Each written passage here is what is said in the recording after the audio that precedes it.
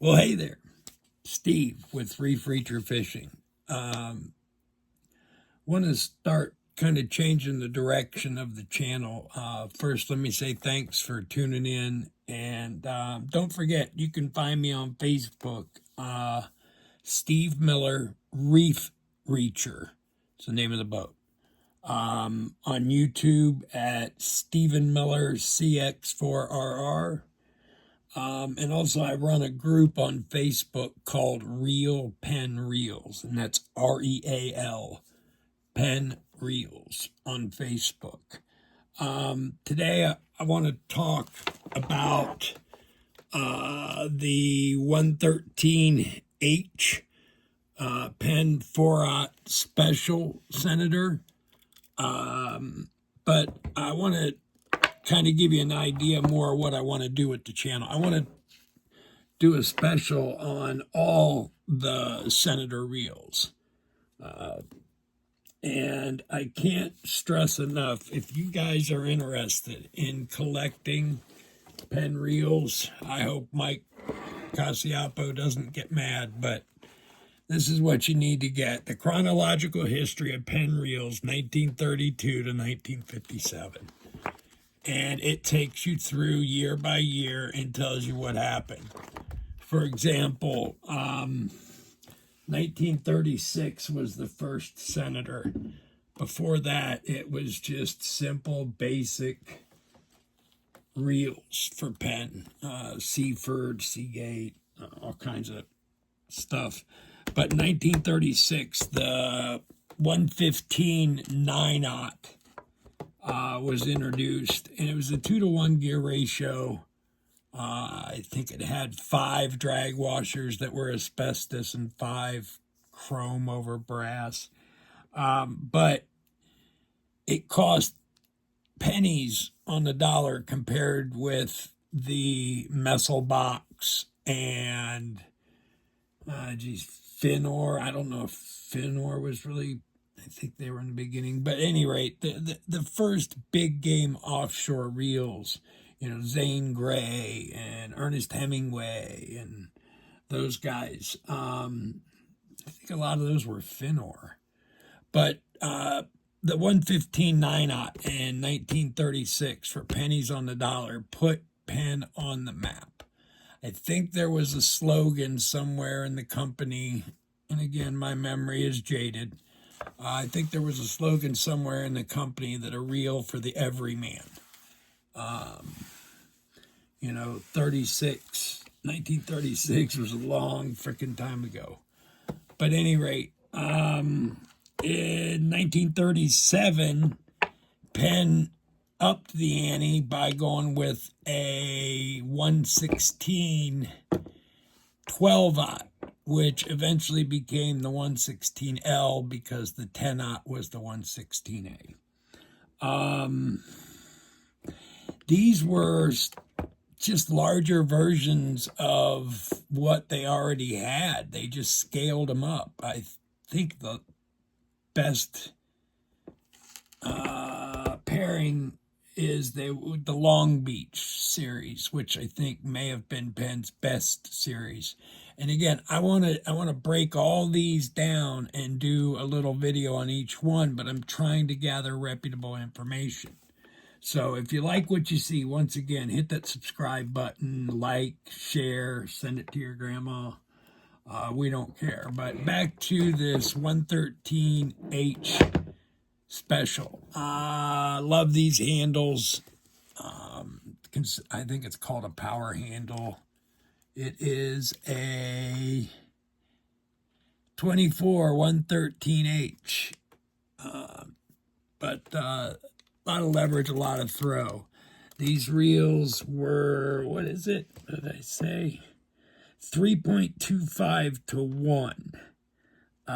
These were started in 1986, but those didn't have this clicker. Can you see that fish?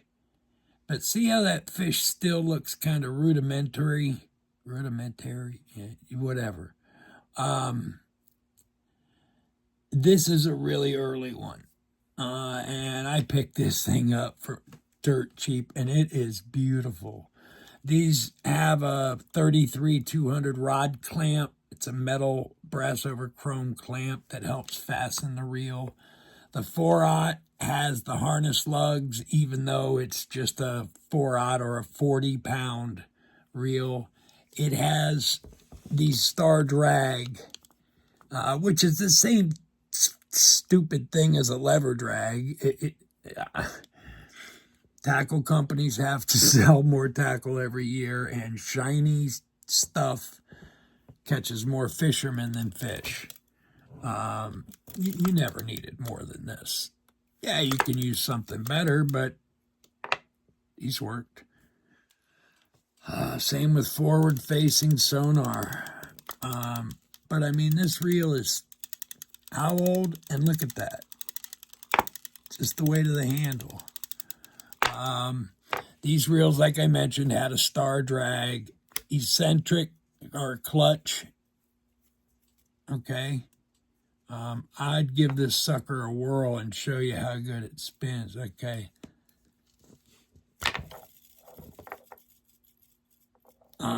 That's out of the box, sitting for 30 years. These reels had the lugs, bearings, adjustable pressure on it, the clicker.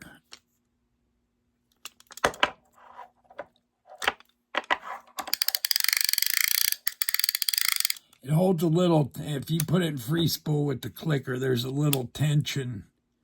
The Jaws scene. We're going to need a bigger boat. 2 barrels. No shark takes 2 barrels. Sorry, I digress. Squirrel. You throw the eccentric into gear, and now you got it. You tighten the drag. Now, originally, these came with asbestos or HT100 drags. If you look, you can see that shiny washer in there. That allows me access to the drag from out here. And unfortunately, I didn't set the drag washers out, but the old asbestos washers are 3 times as thick as carbon fiber. This normally has 8 to 10 pounds of drag. I can turn that into 20 by simply removing the old drag stack, which is a colloquialism for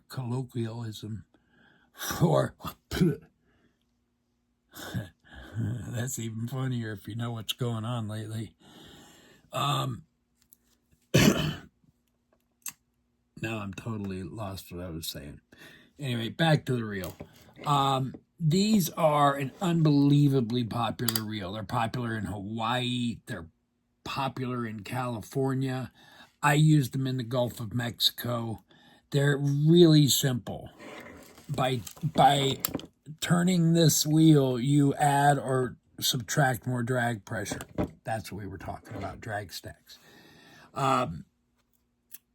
When you replace the asbestos washer with carbon fiber, it allows you to get more washers in there. If this is 6 or 5 fiber washers and 5 chrome over brass, I will put, I have them here somewhere, 7C60. I know they're here. Here they are for 7C114. These are drag stacks. And they're really easy to get out. Thin metal washers, but they're stainless. They dissipate pressure and heat way better than the chrome. And also, I resurface those to make them like your brake rotors. Guys, I'm trying to keep these short. Another plug I'd like to put out there, Orca, Old Reel Collectors Association. There's information. There's 10,000 topics underneath their reel talk. Now, that's a $40 a year membership, but it pays off in spades. If you need a catalog or a schematic or the value of Uncle Paul's, real collection he left to you before he died of emphysema. I just want to thank everyone for their continued support. I am going to try to make a go at this full time. Please like and subscribe. Please leave a comment. Tell me something you'd like to see. Tune back in for more about the Senator Reels. I really appreciate everyone's time. God bless. See you on the next one.